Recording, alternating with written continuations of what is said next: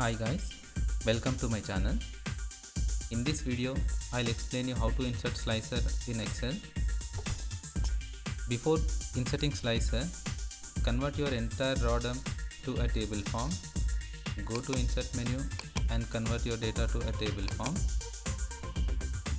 Now our data got converted to table form. To insert slicer on this, go to insert menu and click on slicer. Here we have to select the particular column where we have to insert the slicer. For example, here I'll select channel column. I'll click OK. Our slicer got inserted.